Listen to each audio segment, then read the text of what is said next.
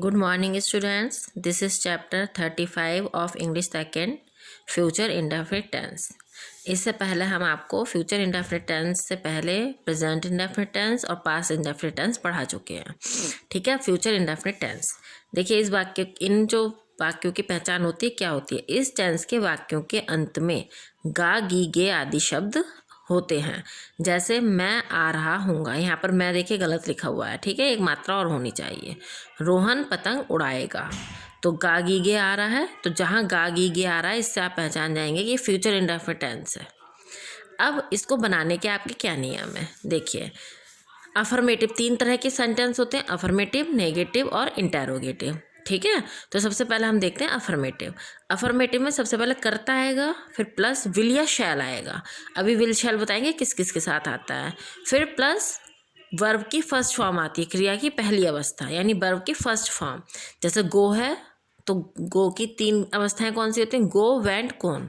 तो फर्स्ट है गो, तो गो आएगी और प्लस उसके बाद कर्म आएगा यानी जो भी कर्म उसने किया।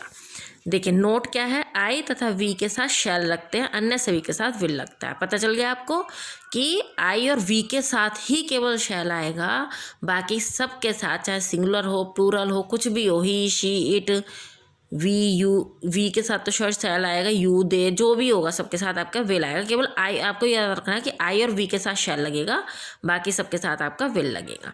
अब देखिए इनका एग्जाम्पल देखिए, मैं आगरा जाऊँगा, तो मैं की क्या हो गई, आई के साथ आपको पता है क्या लगेगा, शैल।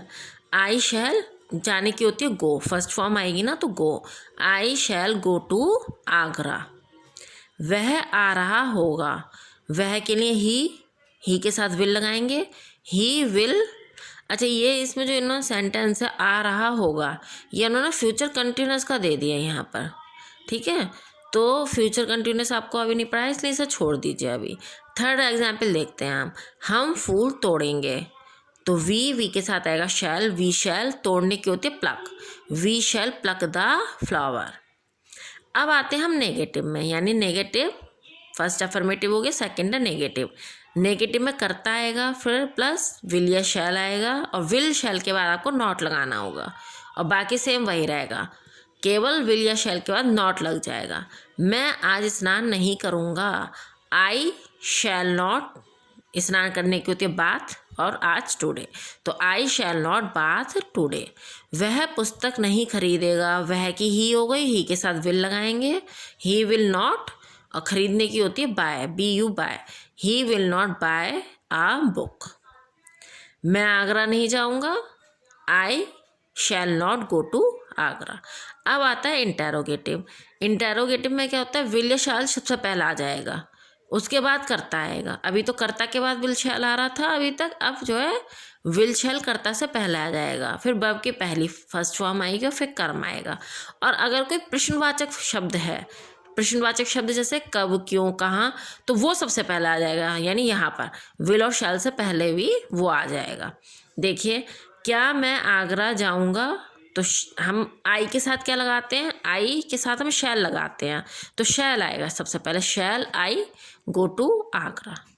क्या तुम घर जाओगे, तुम है ना, तुम के साथ क्या लगता है, विल, तो हम ऐसे पहचान कर लेंगे कि क्या आएगा पहले, तो यू के साथ विल लगता है, विल यू गो होम। भिखारी खाना क्यों नहीं खाएगा, अब देखिए क्यों ये आ गया, प्रश्नवाचक शब्द आ गया बीच में, तो क्यों की सबसे पहले आएगी, वाई, भिखारी के साथ विल आएगा, वाई विल द बैगर, भिखारी के होते बैगर। नॉट भी आएगा इसमें क्योंकि नहीं भी दिया हुआ, नॉट खाने के होते ईट द फूड। ठीक है बेटा, ये आप एक बार अपने आप भी रीडिंग करेंगे इसकी और इस वीडियो को सुनेंगे, आपको आ जाएगा समझ में। अब आते हैं हम चैप्टर नंबर 36 पर, प्रेजेंट कॉन्टीन्यूस टेंस। अब प्रेजेंट, अब इंडेफिनिट वाले तीनों आपके कंप्लीट हो गए। अब आते हैं हम प्रेजेंट कॉन्टीन्यूस टेंस पर।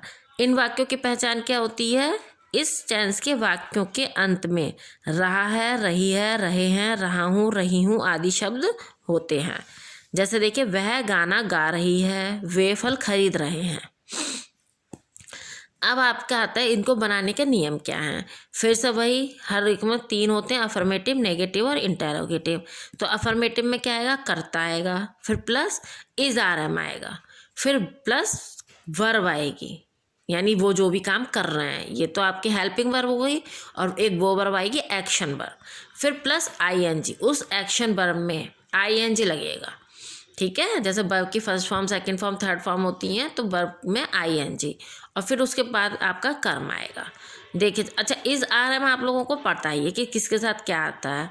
ही शी इट और एक वचन के साथ इज आता है,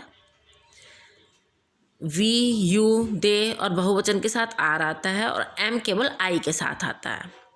वे हंस रहे हैं, तो वे यानी बहुत सारे लोग हैं ना, तो वे की होती है दे, और दे के साथ आएगा आर। दे आर हंसने की होती है, लाफ, तो लाफ में आई एन जी लग जाएगा, दे आर लाफिंग। वे जानवर पाल रहे हैं, वे की फिर दे के साथ आर आएगा, दे आर पालने की होती है कीपिंग, ठीक है। तो दे आर कीपिंग जानवर यानी एनिमल्स। अब नेगेटिव, नेगेटिव में क्या आएगा, इज आर एम के बाद नॉट आ जाएगा, बाकी सेम वही रहेगा आपका। एक एग्जाम्पल देख लेते हैं, वह नकल नहीं कर रहा है, वह यानी ही के साथ आएगा इज, ही इज नॉट, नकल करने की होती है चीटिंग, ठीक है, या इसमें आपका देखा कॉपिंग, तो कॉपिंग। अब आता है आपका इंटेरोगेटिव, इसमें भी वही बात है, क्या शुरू में है तो इज आर एम सबसे पहला आ जाएगा, फिर प्लस करता, और बाकी सब वही रहेंगे आपके नियम, ठीक है, केवल इज आर एम पहला आ जाएगा, और प्रश्नवाचक शब्द है तो वो सबसे पहला आ जाएगा, उसके बाद इज आर एम आएंगे। देख लेते हैं इसके एग्जाम्पल, क्या वे हंस रहे हैं, तो वे के साथ दे है, दे के साथ आर आएगा, आर दे, आर पहले आ गया उठ के, आर दे लाफिंग।